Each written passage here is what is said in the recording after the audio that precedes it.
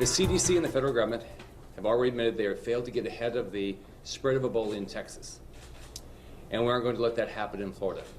Governor Rick Scott calling on the feds to help prevent Ebola here in Florida. He wants CDC to send more protective gear and testing kits to Florida hospitals. Those two nurses who have tested positive for the virus that we just told you about, sparking national debate on whether U.S. hospitals are in fact prepared. For In Your Corner, Sarah Belsole picking up our team coverage here. She's speaking with a local nurse and has more on what she says hospitals need to do to protect their staff. Sarah? Well, Amy, the governor is calling for $7 million in federal preparedness funding to be reallocated for purchasing suits and other high-level protective equipment.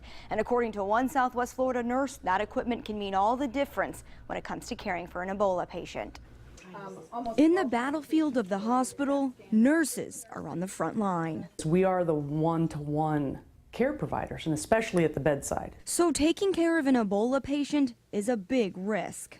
Taking care of patients with infectious disease, there's always that possibility that a healthcare worker is going to become infected. After two Dallas nurses contracted the virus caring for Ebola patient Thomas Duncan, Governor Scott is speaking out, calling for the Centers for Disease Control and Prevention to reach out to airline passengers who traveled to Fort Lauderdale on a plane that carried an Ebola patient, and for the CDC to provide better training and equipment to Florida hospitals. Today, we're demanding the attention of the CDC and the federal government to ensure we have what we need to be prepared to respond and keep our citizens, our visitors, and all of our first responders and our healthcare providers that would take care of somebody afterwards safe. Do you agree with what he's asking the CDC? Yes, I do. I think especially our bedside caregivers need to be fully protected.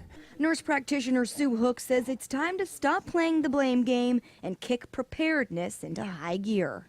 Let's get on board, let's get these people trained, and let's take care of our healthcare workers so they can take care of the patients. Hook says that includes updating policy and procedures, as well as stocking all hospitals with the highest level suits. We do need to be prepared, and we need to be prepared now. Governor Scott also asked all Florida hospitals to establish mandatory Ebola training to protect healthcare workers. A Lee Memorial Health System representative says they are working on the framework for that training, and it will include a mock patient. Live in the studio, Sarah Belsole, Fox 4, In Your Corner. All right.